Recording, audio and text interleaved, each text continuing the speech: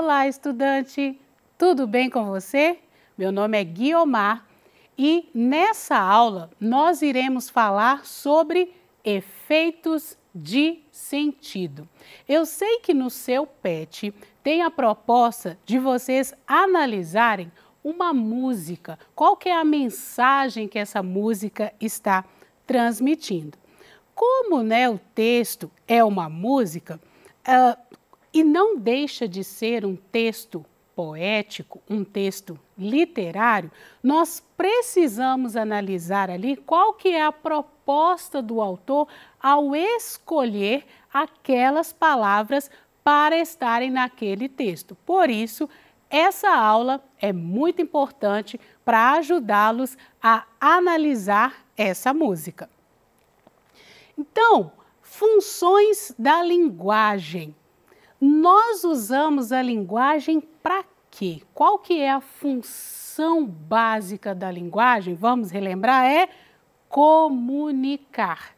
E através de palavras, gestos, expressões. Lembrem-se que a linguagem, como a função básica dela é de se comunicar, nós não nos comunicamos apenas por meio de palavras. Também nós nos comunicamos por meio de gestos, expressões, Quando a pessoa está com o semblante mais aberto, ela transmite uma mensagem.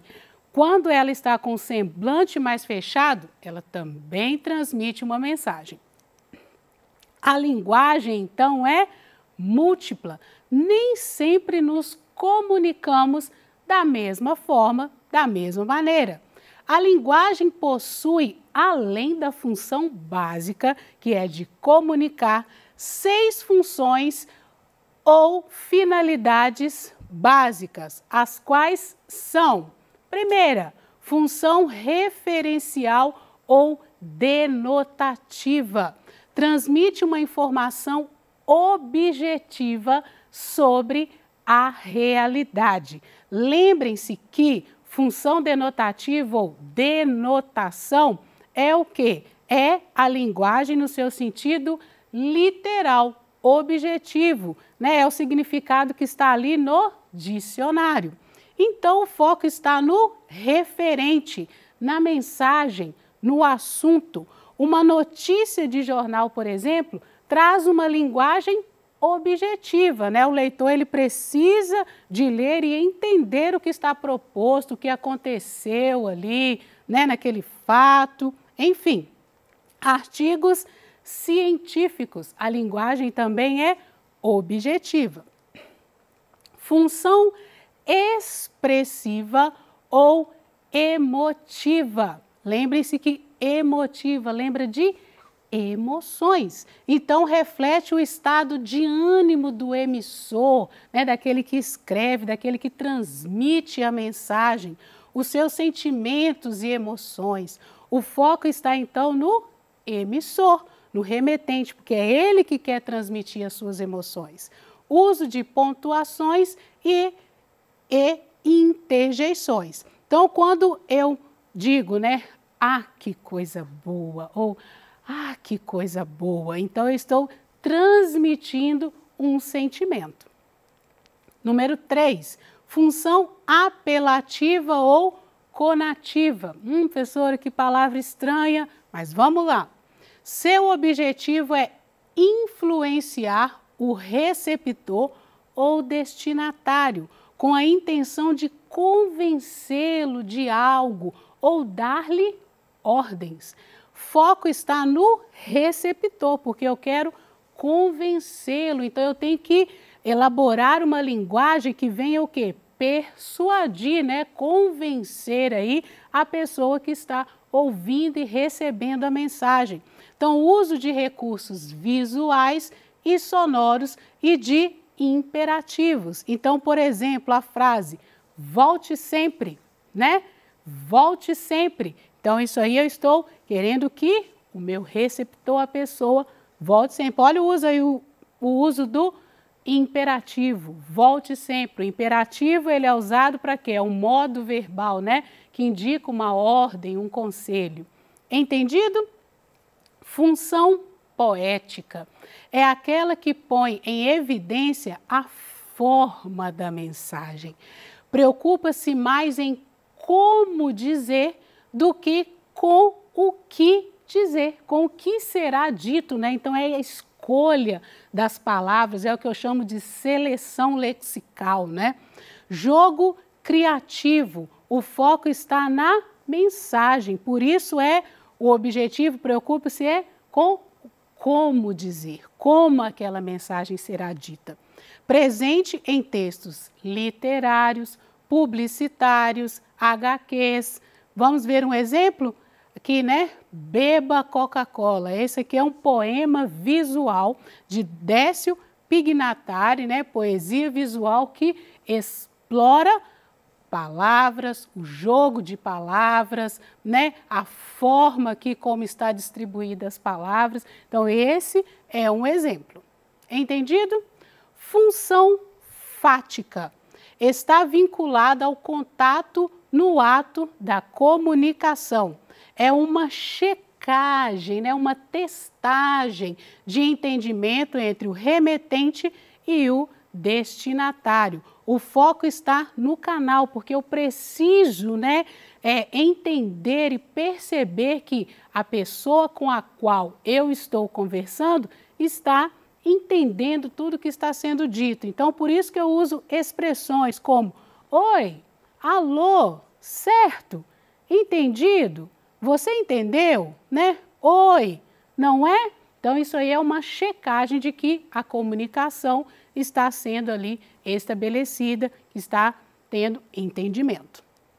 Função metalinguística refere-se à metalinguagem, que ocorre quando o emissor explica um código usando o próprio código. Por isso, o foco está no código. Por exemplo, como assim, professor? Explica melhor. Vamos lá. Se eu tenho uma poesia que fala de poesia, ou que eu chamo, né, de fazer poético, eu estou usando a função metalinguística da linguagem. Por quê? Eu estou usando, né, entre aspas, uma coisa para falar da própria coisa. Se eu tenho, por exemplo, um filme que trata do surgimento do cinema ou de um outro filme, né? Isso também é função metalinguística, é quando você usa o código para explicar o próprio código. O dicionário também, porque eu uso palavras para explicar o sentido de palavras. Então, o dicionário também tem a função metalinguística. Entendido? Figuras de linguagem, então. Como eu disse, o texto que você está trabalhando não deixa de ser um texto literário também, né? Um gênero literário. Por isso que você precisa compreender as funções da linguagem e algumas figuras de linguagem.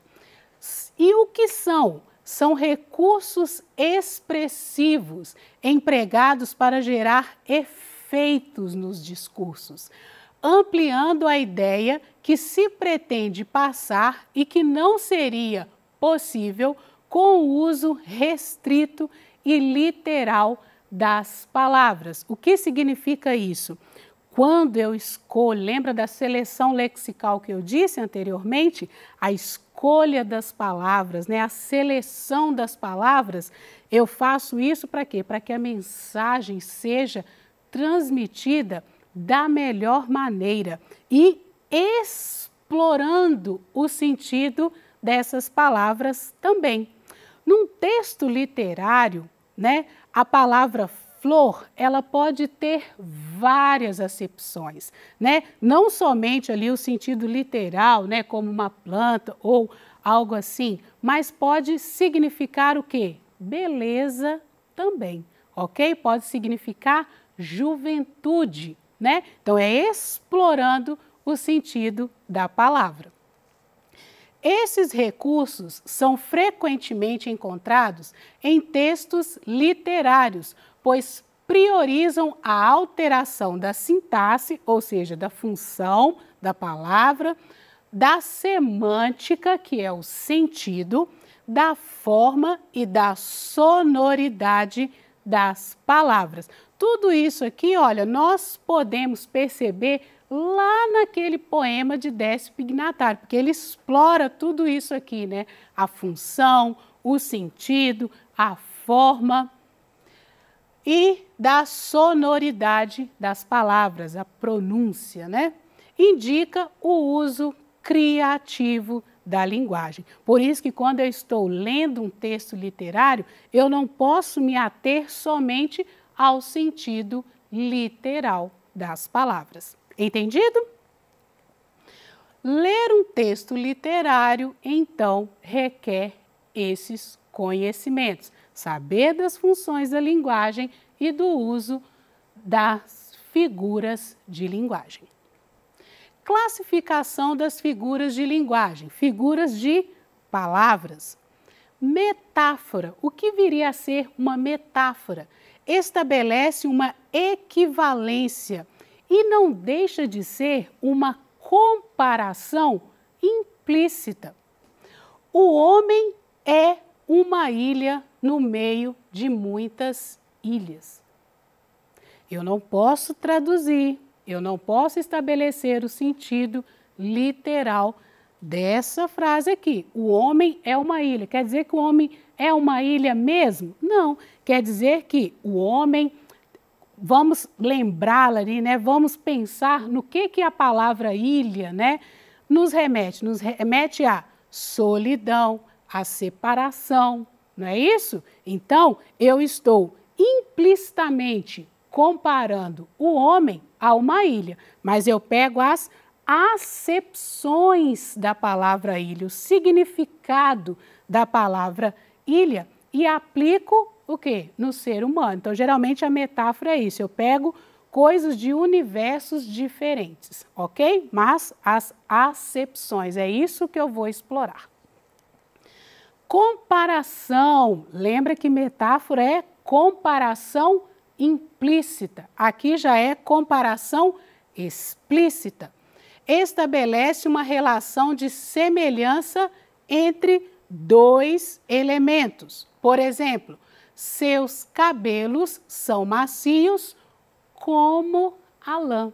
Percebam que na figura de linguagem comparação, eu uso as palavras como, tal qual. Então, essa é a diferença principal entre metáfora e comparação, porque na metáfora eu não uso essas expressões, como, tal qual, igual, certinho? Entendido? Personificação. Professora, que palavra grande, né? O que isso significa? Personificar. Lembra a pessoa, certo? Persona, né? Quanto se atribui características humanas a seres inanimados, ou seja, eu pego características que são próprias dos seres humanos e estabeleço para seres inanimados. Por exemplo, as flores se alegram com a primavera. Então, se alegrar é uma característica própria dos seres humanos. Sim ou não? Não é isso? Então, eu pego essas características, esses atributos humanos e estabeleço para seres inanimados. Metonímia consiste no uso de uma palavra em lugar de outra por possuir uma relação de sentido. E há vários casos de metonímia, não dá para trazer todos aqui. Vamos a alguns. Metonímia continente pelo conteúdo, né? Existe uma relação de sentido ali. Então, tomamos um copo de água.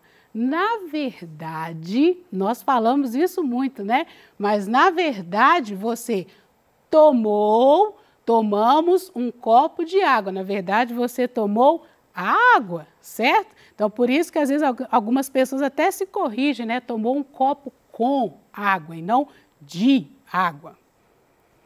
Metonímia, o autor pela obra. Então, li Machado de Assis.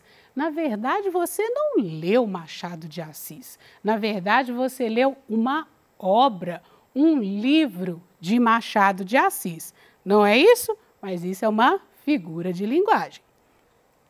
Hipérbole já é o exagero, né? É aquela figura de linguagem que estabelece o exagero. Por exemplo, morri de rir da piada. Eu morri de rir. Isso é um exagero, não é isso? Na verdade, você não morreu de rir, você achou muito engraçado. Eufemismo, quando se requer atenuar o que é desagradável. Vamos a um exemplo? Ele foi encontrar-se com Deus. Isso aí é para não dizer que a pessoa morreu. Ou então, ela faleceu. Alguns autores também colocam essa palavra falecer como eufemismo para atenuar, né, a palavra morrer. Entendido? Ironia consiste na expressão de uma ideia quando se quer realmente dizer o contrário. Não para de chover. Que ótima ideia vir para a praia hoje, hein? Isso é uma ironia. Paradoxo. Quando duas expressões opostas são utilizadas de maneira que foge à lógica. Olhem o exemplo. Amor é fogo que arde sem se ver. Então, como que uma coisa pode arder e você não perceber? É ferida que dói e não se sente. Como uma coisa pode doer e você não sentir? Isso é paradoxo. Antítese consiste no uso de duas palavras ou ideias com significados opostos. Então, o exemplo, morte, vida, Severina. São duas ideias opostas e no mesmo contexto, na mesma palavra. Morte, vida, Severina. Morte, vida. Coisas contrárias, certo? Então, alguns alunos, eles confundem muito, né? Antítese com paradoxo. Mas lembrem-se que paradoxo é o quê? Aquilo que foge à lógica. Amor é fogo que arde sem se ver. Como assim? Né? Uma coisa pode arder e você não perceber. É ferida que dói e não se sente. A mesma coisa. Como pode uma coisa doer e você não sentir? Agora, antítese consiste no uso de duas palavras ou ideias com significados opostos, no mesmo conceito. Não foge à lógica. Elas são duas palavras opostas usadas no mesmo conceito. Então, aqui estão algumas das nossas referências e eu espero que nessa aula você tenha aprendido que para ler um texto literário, você precisa ter esses conhecimentos. Saber que num texto literário ou num texto, né, como exemplo, um texto poético, um poema, uma poesia, por exemplo, você não pode estabelecer o sentido literal da palavra, senão você vai ter dificuldades no entendimento. Você precisa de compreender que o autor, ele explora, ok? Os sentidos das palavras. Então, eu espero que nessa aula você tenha aprendido aí sobre as figuras de linguagem e sobre as funções de linguagem. Então, muito obrigada e até a próxima.